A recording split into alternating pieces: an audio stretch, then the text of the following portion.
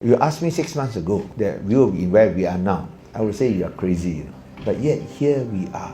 I cannot for the life of me imagine that we will have to be in the same government as UMNO. UMNO knows that too. But that is quite a fantastic turnaround. And principally because I think Malaysia has now entered the stage of being a maturing democracy. Previously, you see that democracy that Malaysia so-called enjoyed in inverted commas, it was not a democracy in the full sense of the word. It was more akin to an elective dictatorship imposed through the ballot box because of the overwhelming victories. It was basically not rule of law, but a rule of man, one-person rule. Again, at the time personified by Dr. Mahathir. So here again, in 2018, we find ourselves forming a government with Mahathir as the Prime Minister, also another unexpected development. So there are a lot of unexpected developments in Malaysia. But all this point to Malaysia being a maturing democracy. At the end of the day, we should not allow the ballot box to only permit the winners to win all and the losers to lose all. Because democracy should not be like that. There should be no winners take all, losers lose everything.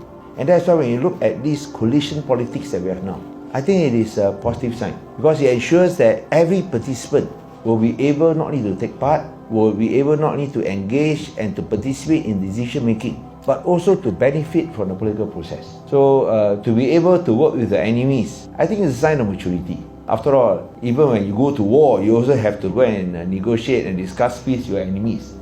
What more when you are engaging in a political contest?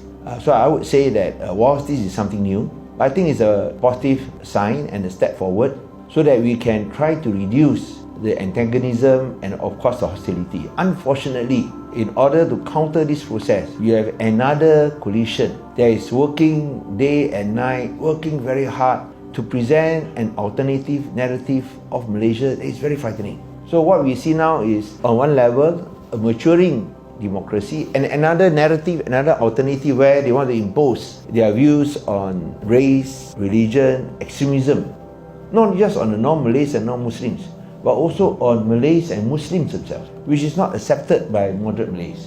And that's why I say that it is time for us to unite under the banner of the Federal Constitution and Malaysia. Because if they ever succeed, the future of Malaysia will be very frightening. It is not the rather frightening statements that they have made recently, but also the future that they offer. The reason they use all this extremist and racist rhetoric is to hide their incompetence.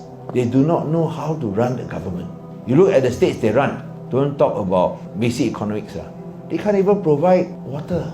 Imagine you celebrate Hari Raya or you celebrate Ramadan without water in a current heat wave. Unacceptable. Yet they are able to muster support because they use this racist and religious rhetoric. You ask them about economic plans, they look at you blankly. It suggests, and that is from their Bersatu future leaders, is helicopter money. You know what is helicopter money? For economists, I think you know what is helicopter money. You want to give money to the poor, you don't have enough money, print money. Now, for those who do economics, you know that is a no-no. For those who don't do economics also know that this is a sure recipe for disaster. So that is why it is of paramount importance that all Malaysians, regardless of race and religion, we must stand up against this alternative vision of Malaysia, where incompetence doesn't matter, where you can lie, you can cheat, you can hate, as long as you follow their racist and religious ideology.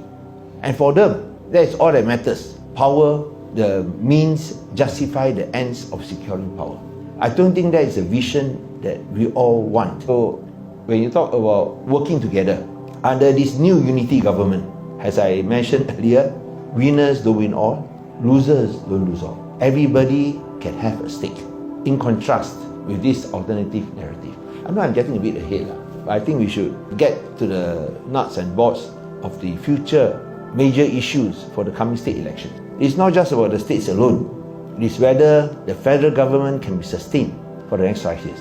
If we win the 3 states and we are able to hold our own in the other 3 states, I think the unity government will last a full 5 years.